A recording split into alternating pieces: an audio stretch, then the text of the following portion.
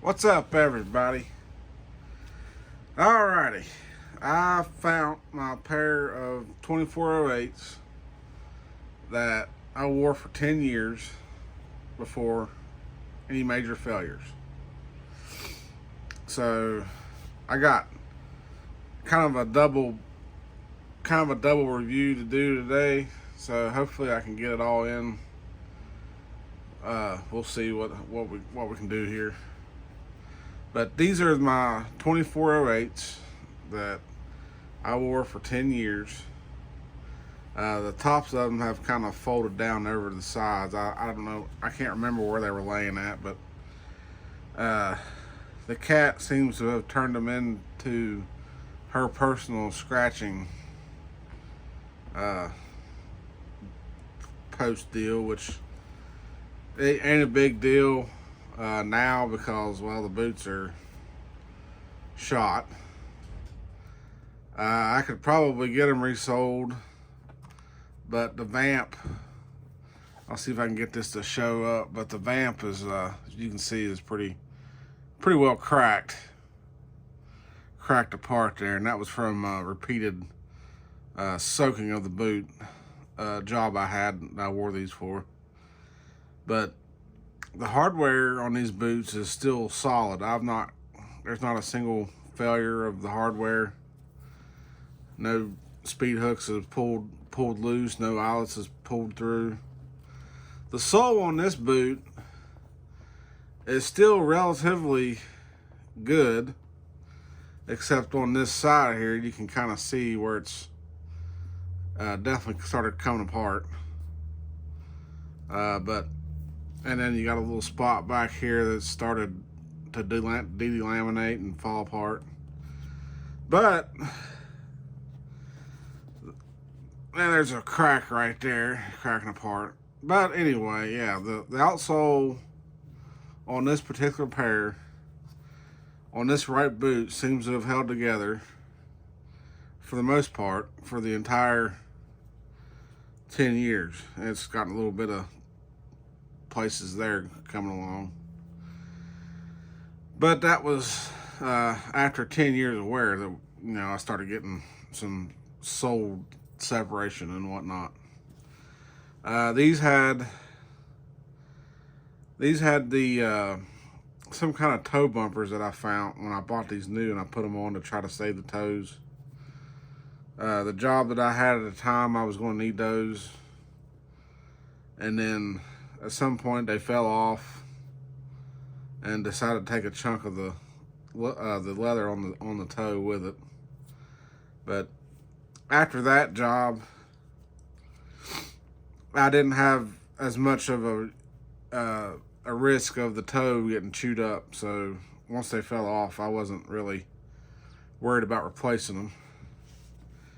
But the stitching on these, you gotta love that Puritan triple stitch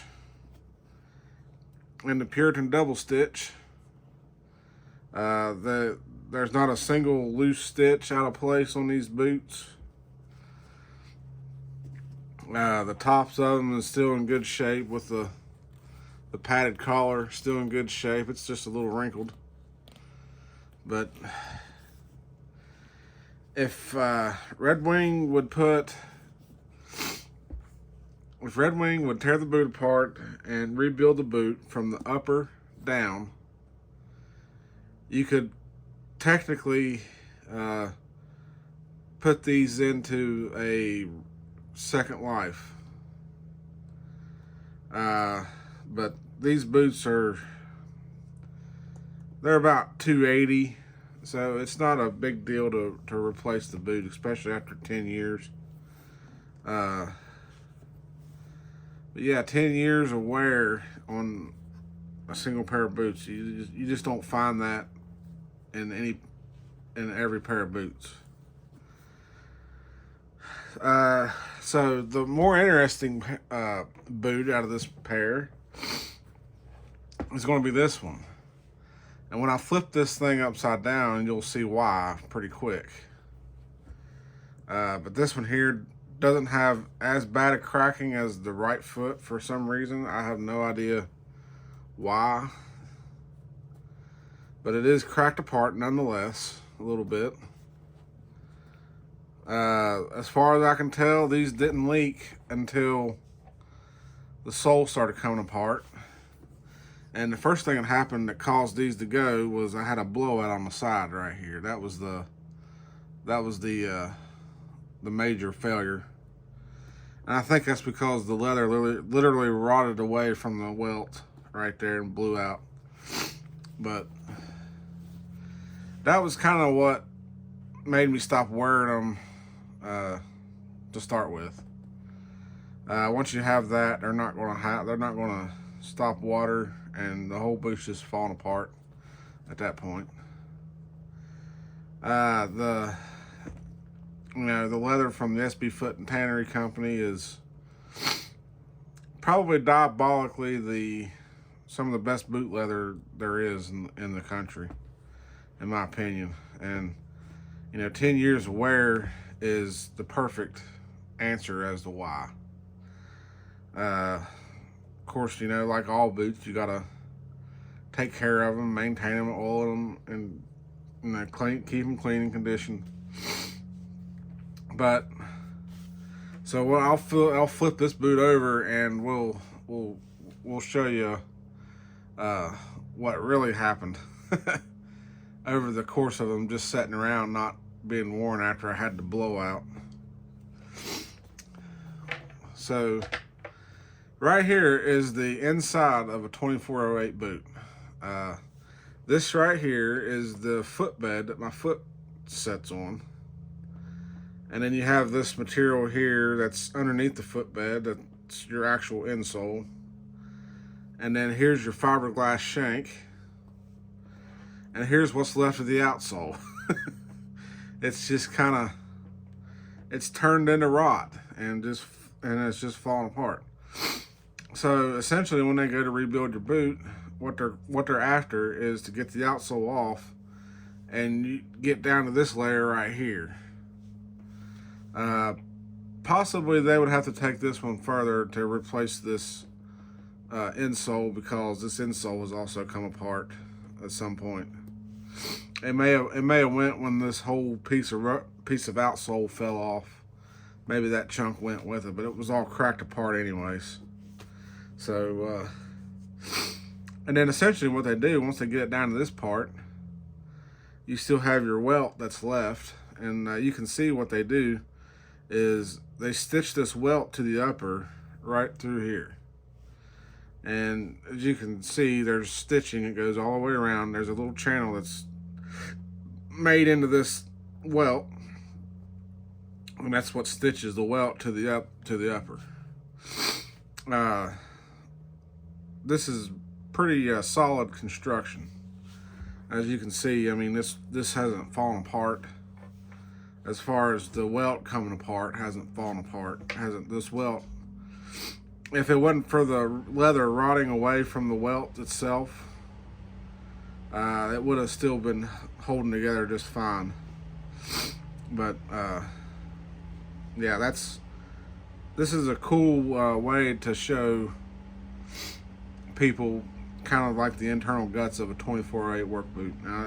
It is a very simple construction. There's nothing really too fancy going on in here. But this is Redwing's hybrid welt.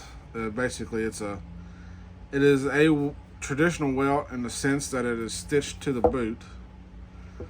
But this particular type of welt, they call it the super sole welt. They've been using it on their boots for ever since the original super sole came out, probably back in the 70s. And this allows them to glue the urethane super sole directly to this welt.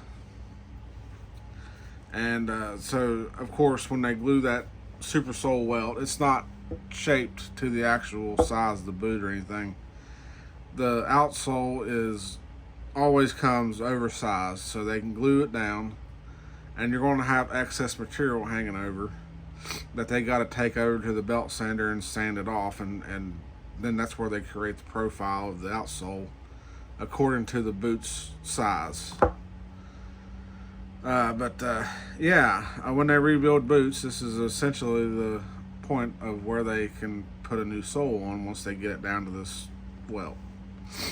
And I thought this was a cool thing to show people that aren't familiar with how that all works, and how manufacturers can claim that a boot is resolable. Well, this is exactly how they do it.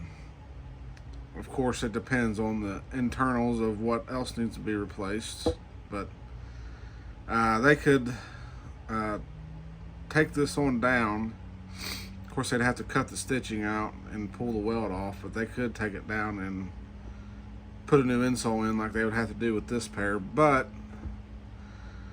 I don't know that Redwing would go that far with it. I think Redwing would just say, go ahead and buy you a new pair of boots, because the insole didn't hold together, but the rest of it did, except the outsole, and the outsole was the part that they replaced. Now, if you look at this heel is about to come off by itself too, and I know if I twist on it hard enough, I could rip it right on off, but I don't want to rip it off yet. It'll probably fall off on its own. But it's pretty fascinating to see how this boot's made, and you know how long it's lasted, and see the end result.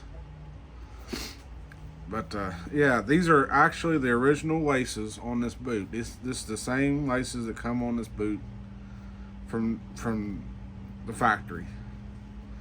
And as you can see, there's barely any fraying of the laces. I don't know what this material that the laces is made from, but they held up. Even being wet and drying repeatedly, there was not any failures of this lace. These laces are still good, and as a matter of fact, I'll pull them out and I'll reuse them as a backup pair of laces for another pair of boots that happens to be the same height boot, an 8-inch boot. The pull-on loop on the back, it held up. It didn't break on me or nothing. But yeah, it's 10 years. It is kind of sad to see the boots go. They're not going to get thrown away by no means, but I mean, it's sad that they went to the point that I couldn't keep wearing them. But it is what it is, and it's just part of life.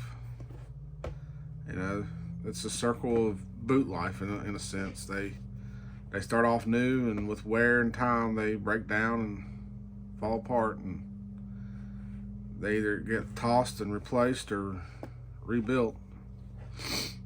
But I think that's going to be the story on these. But yeah, these were super comfortable boots. I spent many hours in these boots, as you can tell. I mean, they're wore out.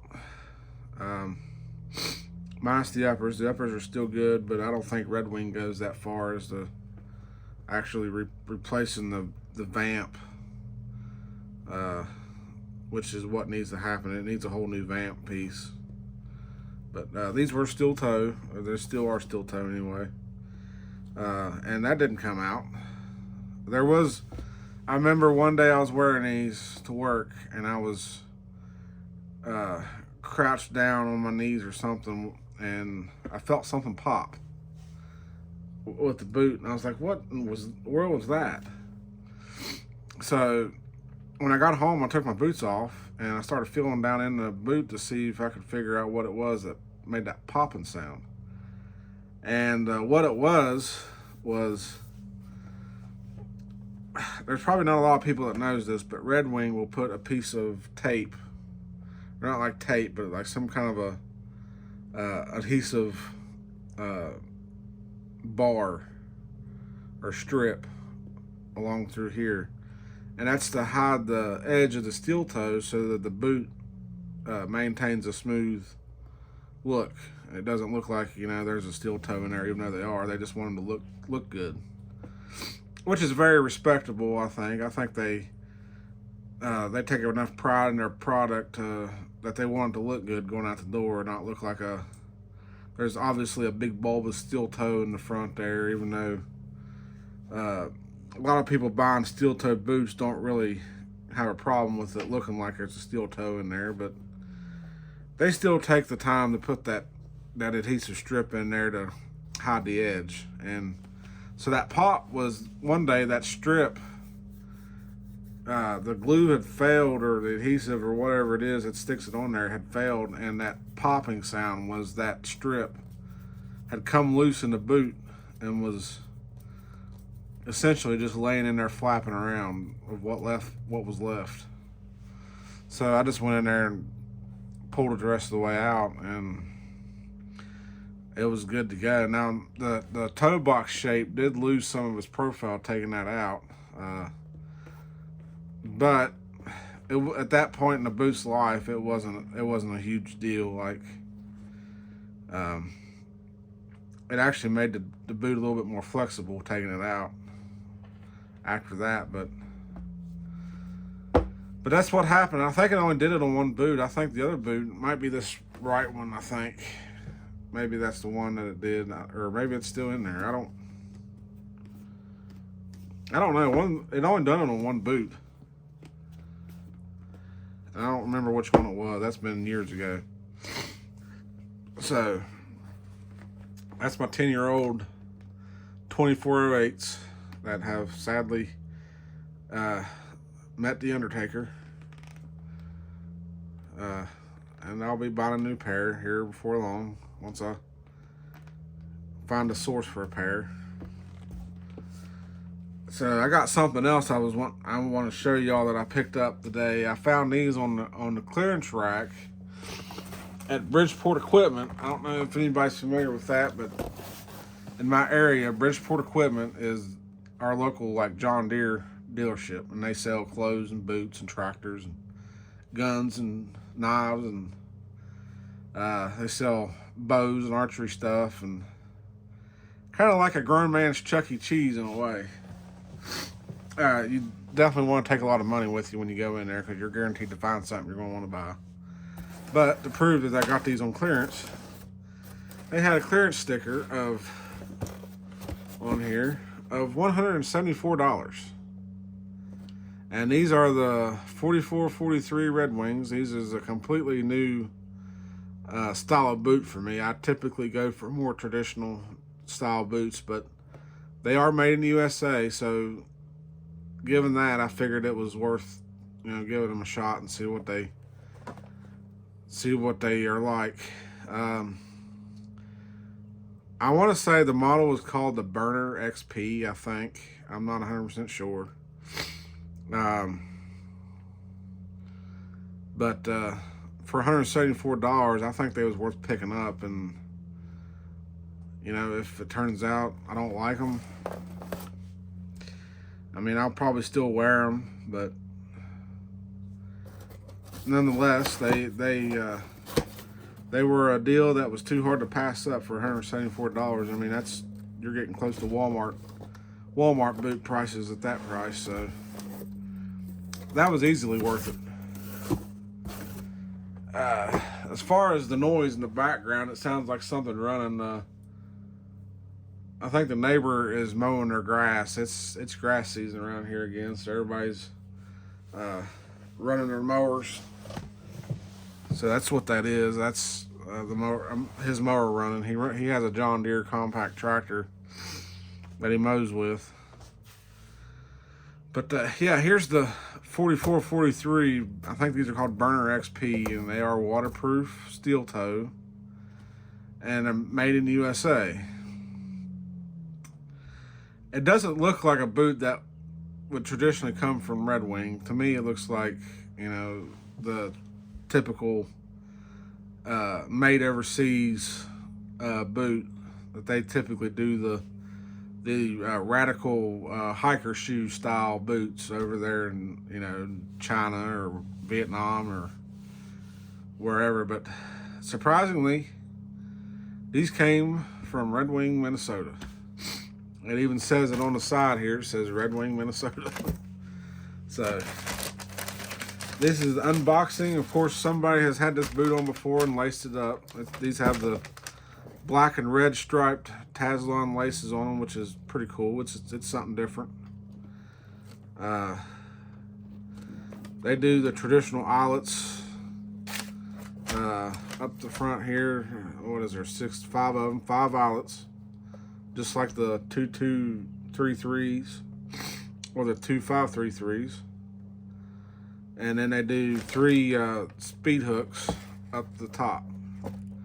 And these are very interesting looking speed hooks. These aren't machined. I think these are more or less molded into like a cast or something, because if you look at down the front there, I don't know if you can see it or not, probably not, but they are rather beefy. These are very, very chunky speed hooks. You're not going to bend these, I wouldn't think. Probably the worst case scenario, you would catch it on something and maybe pull it, and when that happens, it's probably just going to snap off, because it's just a solid piece of metal. I don't know if these are brass or what. There's not a whole lot of specifications on the metal used in the speed hooks and eyelets, but most typically it's brass. So we'll just say that they're probably brass, and they will break off if you pull them apart, I think. These do have a weird thing going on where, I don't know if I can get this to show up or not, but like this one here, see if this one will do it. Yeah, these will spin a little bit. They will move their, like this one here, you can kind of see it moves a little bit. That's not a huge deal, but it might move whenever you're lacing them up and you go to pull them tight. It might cause those to spin as you pull the tension on their laces. But I checked on the inside, and they're still, pressed in the traditional Redwing way with the flower petal pattern press, and they're in there solid. So I don't foresee any problems with them coming out, but there again, time will only tell. These have a rubber cap on the heel right through here, and that's to help protect against abrasions. A lot of people will get abrasions on their heels and stuff from stuff hitting their heel and sliding around their heel and stuff. And then these also have a rubber toe cap protector that extends pretty far down the side of the boot. And both these rubber panels are triple stitched onto the boot. I don't think they use the Puritan stitch machine for these. It looks like it could possibly be a Puritan stitch, but there's no wax residue from the threads on so it's kind of hard to say exactly what they use to stitch that on there. It would make sense if they did, because of the thickness of material. The Puritan would probably be the only way to stitch that on there, but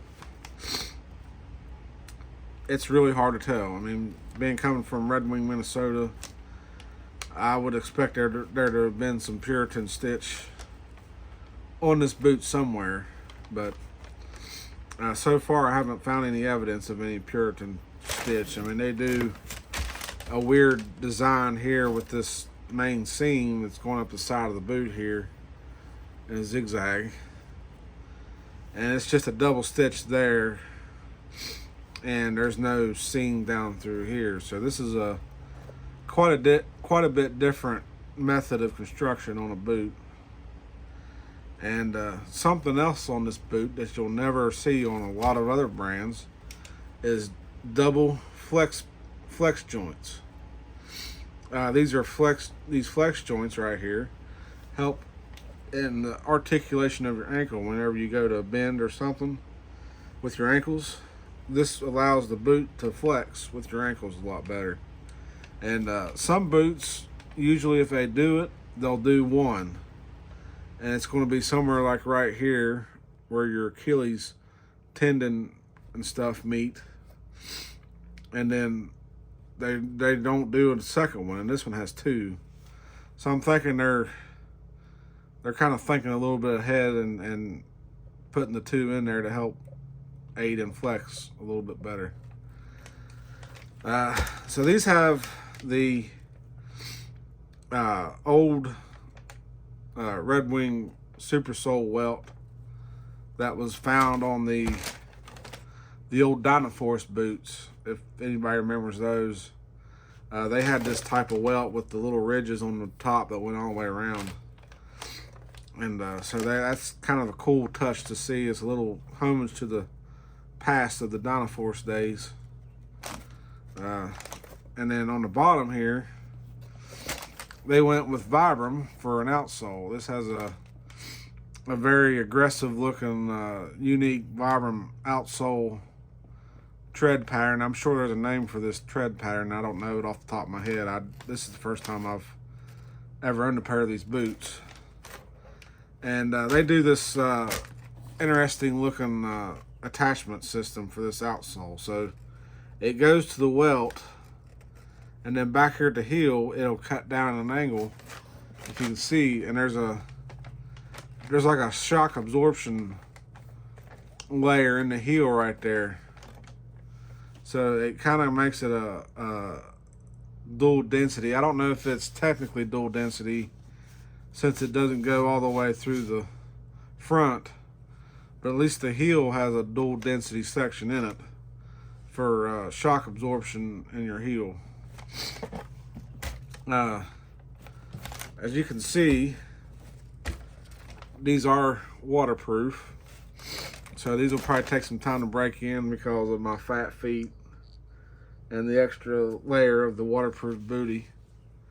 But then you can see right there, it does say, if it'll come up, I don't know if it'll come up or not. Yeah, there we go. It says Redwing, Minnesota, right on there. So, I mean, these are made in USA, and it even says so right on the tongue, made in USA. Model number 4443, 9.5 E2 or double E. So these will be an interesting boot to wear, I feel like. I have heard a couple of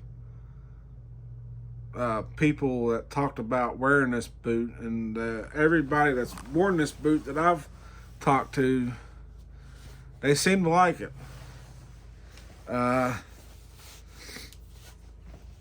they obviously paid more for theirs than what I did for mine. I got lucky and found them on clearance. I don't know how long they've been sitting over there on clearance, but the tag on the box has faded a little bit, so that tells me they've been laying over there a while, and just, you know, nobody was bothering to pick up an American-made boot for $175. That's, you know, that's $174. That's kind of wild to me. But, you know, looking over the boots initially, at least this boot here, there seems to be no flaws with it. I don't see any kind of thing that would indicate that these are factory seconds. Redwing, when there's a factory second boot, Redwing will stamp a small little hole in the top of the tongue. And as you can see, there is no hole in this tongue. So these aren't factory seconds. They probably just wanted to try to get rid of them quick so that they could make room for another product. We'll go ahead and get the other boot out here.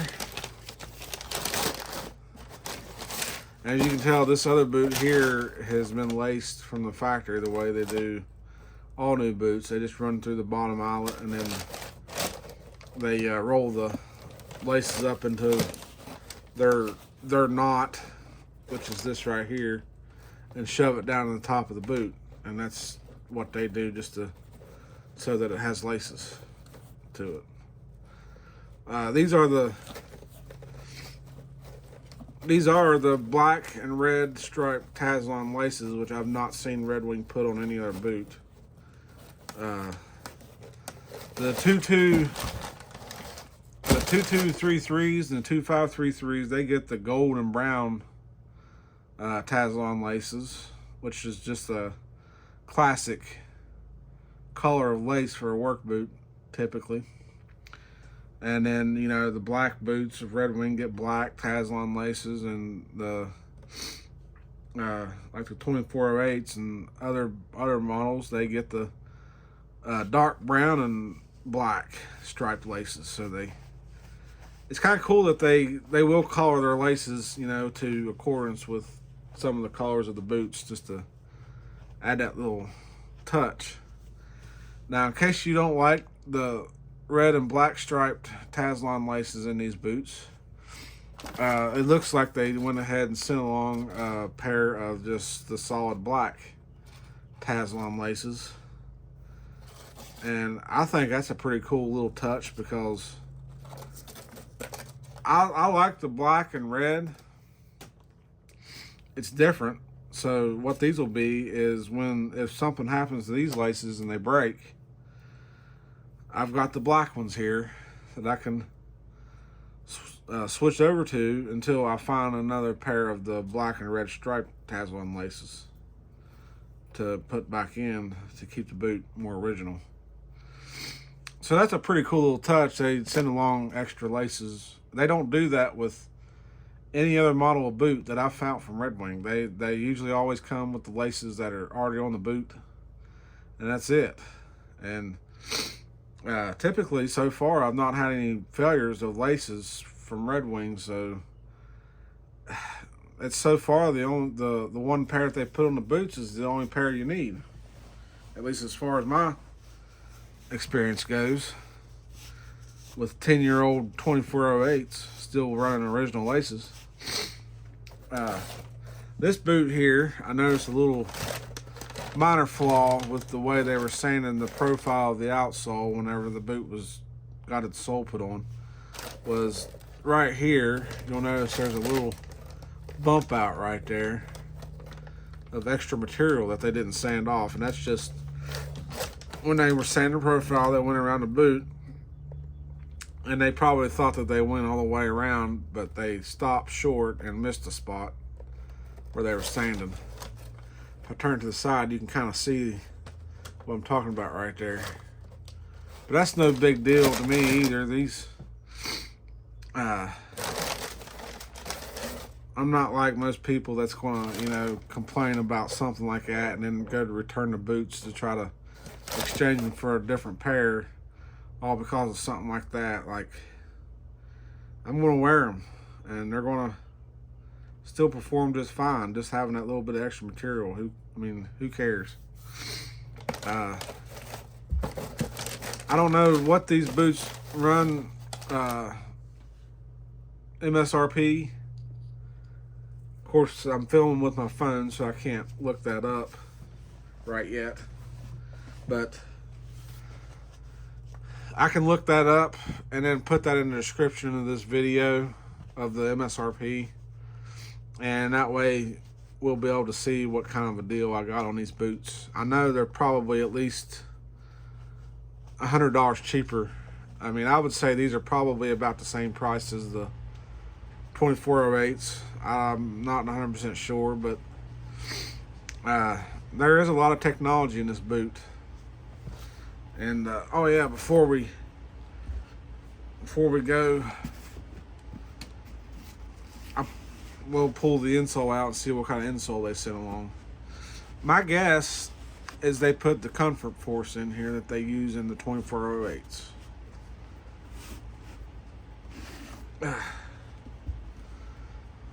Well, that's definitely not the Comfort Force. That's something else. This is like a felt material on the top here. You got perforation holes for ventilation. And if you flip it over, there's a like a little gel pad right there for your heel, and then you got this heel stabilization zone on the outside that runs all the way up through here. It's like a hard plastic.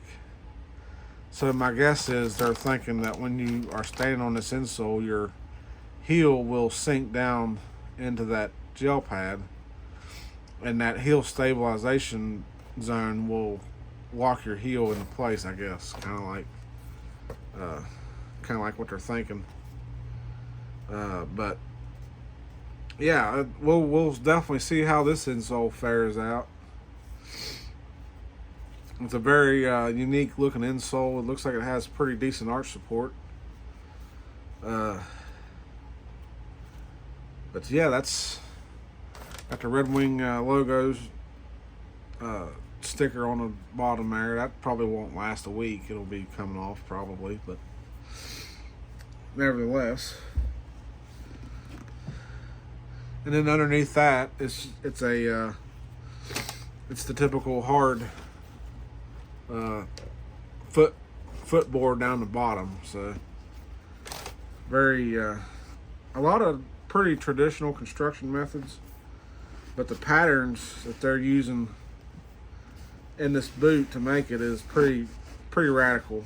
I mean, you can probably tell that this boot was designed by computer to get these radical shapes and being able to come up with these protective toe caps and stuff.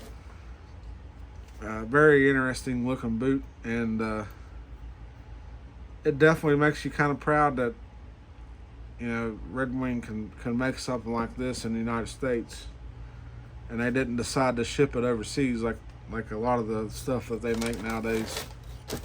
The pull loop is a fabric pull loop. It says Redwing on it, which I would prefer that to be leather, in my opinion, but they went with fabric on that pull loop for whatever reason. Maybe just to keep the cost of the production of the boot down. The tongue has the Redwing logo stamped into it. You can see right there. So there seems to be a lot of traditional Redwing DNA in this boot. But it's like it's been taken into the 21st century with a lot of the radical patterns and the Vibram outsole and the protective toe and heel patches. But they're still using the good old Tazlon laces and eyelets.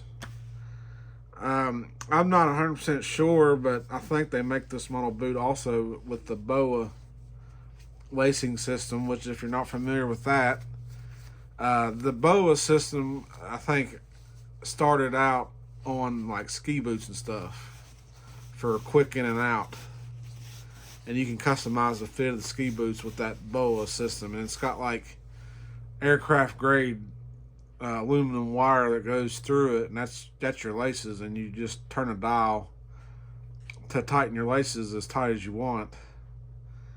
And then to undo it, you pull the knob out, and it'll release the tension on the aircraft grade aluminum cables. So that's a pretty unique system, and I kind of thought maybe by now all boots would be having that on it, but so far to date, it seems to still be a feature that's only found on a few models of Redwing boots. So I think that's going to do it on this one. Don't forget to like, comment, and subscribe. All the fancy YouTube stuff. Let me know what you think. If you've worn these boots before, and kind of let me know how long you got out of a pair of them, and you know how comfortable they were, and if you'd buy a second pair after wearing out the first pair. So we'll see y'all in the next one. Later.